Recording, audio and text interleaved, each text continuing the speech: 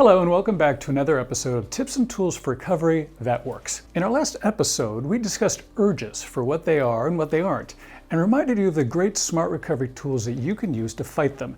In this episode, we wanted to tell you about another great tool called the DISARM Method, or the Destructive Image and Self-Talk Awareness and Refusal Method.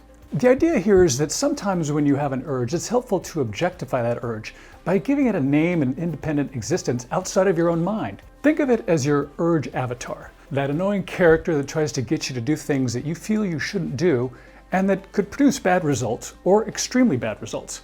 Instead of struggling to ignore this character, just become aware of it.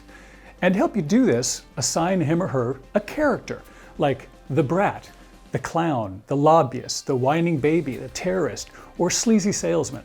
Whatever character you create, it's ultimately a reflection of your own ego.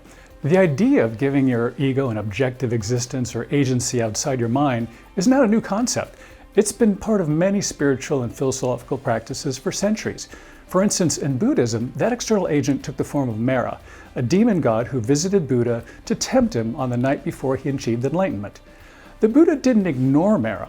He became aware of his existence. And instead of fighting Mara, he invited him inside his house to have tea and talk it out.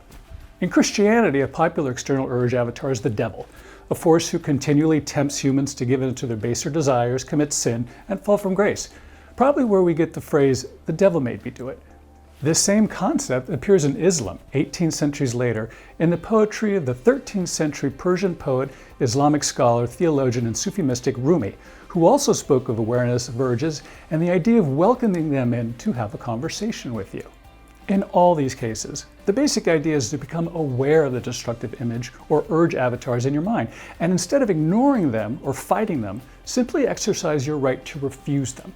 And the more you refuse them, the weaker they get, and the stronger your recovery becomes.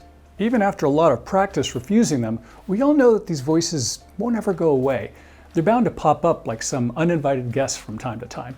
And when they do, just acknowledge them and say, "Hey, haven't seen you for a while. Thanks for popping in, but I'm too busy living my life now. Time for you to leave, and don't let the door hit you on the way out." Hey, I hope these SMART recovery exercises really help. If you've used them, we'd love to hear from you. Drop us a line at tipsandtools@smartrecovery.org. Thank you for joining us.